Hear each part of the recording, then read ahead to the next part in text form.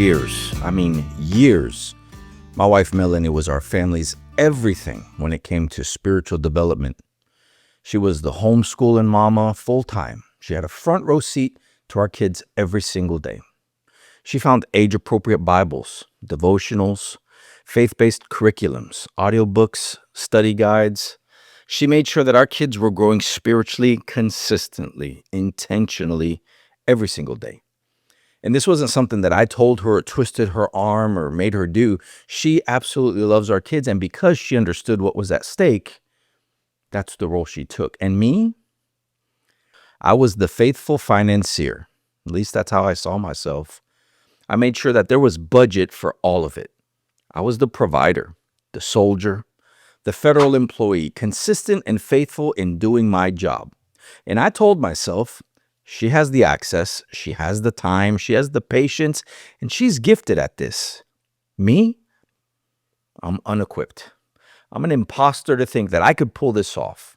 So I did what I did well, and I let her do what she did well. And it made all of the sense. It sounded much like wisdom. It felt like responsible stewardship.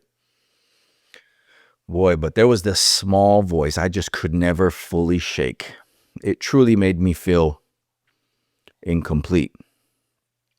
I didn't necessarily feel like a failure or a bad husband. No, I just felt really incomplete. All right. So before we go any deeper, if you felt any of those words and if you could resonate with my feeling of being incomplete, I built something specifically for you. It's called the 3P Field Guide, and it's absolutely free.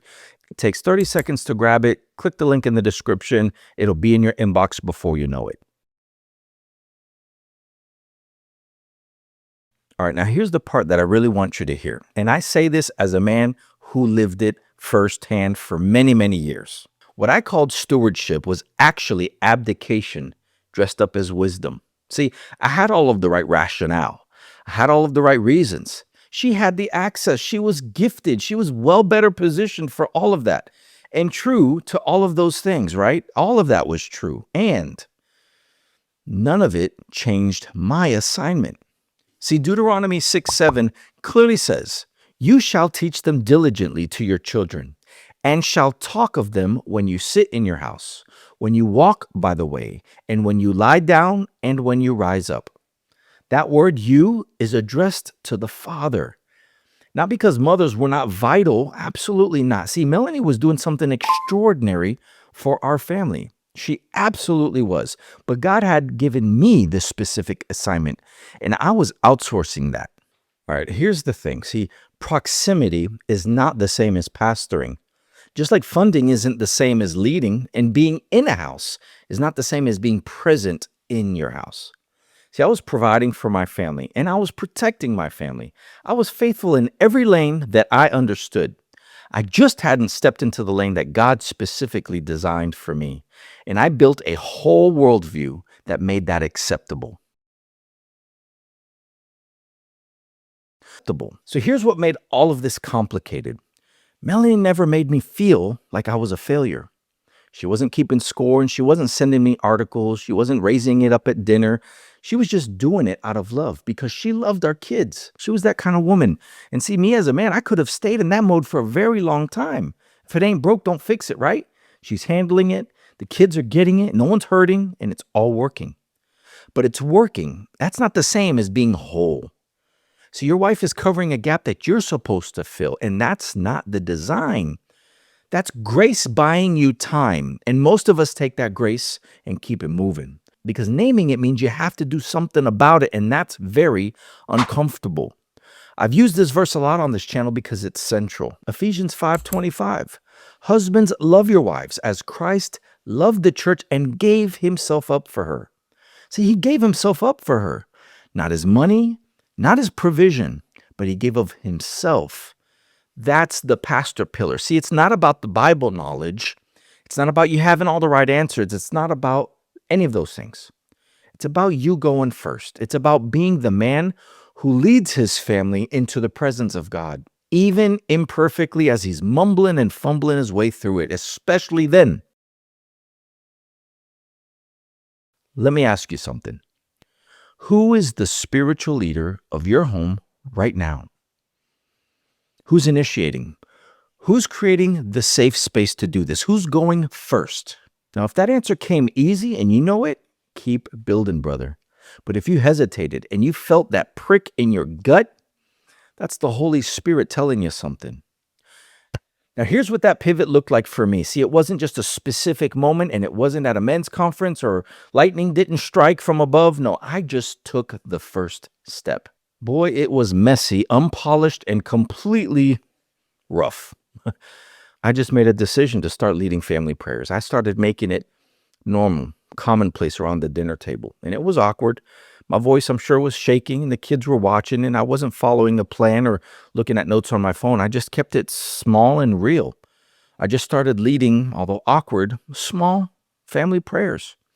I sat at the dinner table and I started opening up conversations that related to faith, about God, about life, and I just started showing interest on what was going on in their worlds and finding a way to connect faith and God to it. So I wasn't bringing up a curriculum onto the table and just started flipping through pages or none of that. I was just being dad who was asking real questions, and I was really interested in the answers.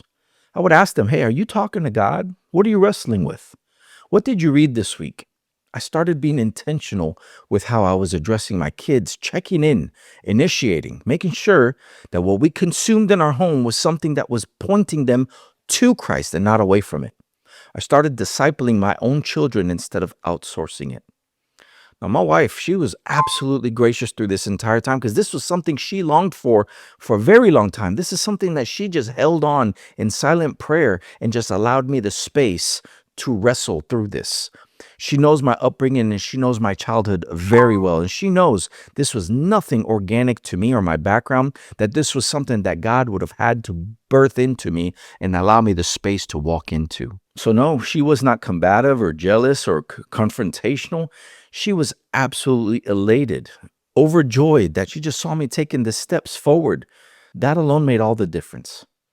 I realized that ultimately what my family was looking for was just me, my presence. They needed me in my presence and my pursuit of God and to just go first. See, Deuteronomy 6 says, woven into daily life. That's what all those parts meant. That's it. That's not a program. It's not a perfect Wednesday Bible study. It's just a man at the dinner table asking his kids what God's been doing in their week. A man who turns off the noise and puts something on that matters. A man who prays out loud in his house, even when it's 20 seconds and he doesn't even know how to close it. Been there. That's the standard. Just go first. All right. To the faithful paycheck earners, to the faithful providers and the faithful financiers. I was one of them, and I'm sure I'm talking to many of you guys out there who feel the same.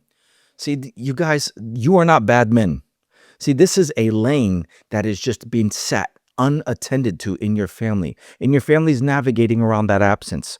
Your wife is trying to fill the void, or you're outsourcing it to pastors, children's pastors, people at church, or ministers on TV. See, most men just don't even know how to start because they were never shown how. And they don't know how to even begin. And they feel like, well, just like I did, if it ain't broke, don't fix it. The kids are good. Mama's good. I'm good. Everybody's doing their part. Everybody has their place. We're grinding. We're chugging along. See, when I talk about the 3 P's of providing, protecting, and pastoring, most men feel very confident with the first 2. I said, I got those handled. We're grinding, we're faithful, we're showing up. But boy, it's that 3rd pillar. That's the one that's sitting there quietly waiting. See, the fact that you clicked on this video, that's no accident. See, that's something that you're pursuing, or you're aware, or you're convicted about a potential gap in your game. And I get it, because that was me for a very, very long time. See, we're not here to guilt you or to condemn you. See, this is just God calling you into something that you were always designed for.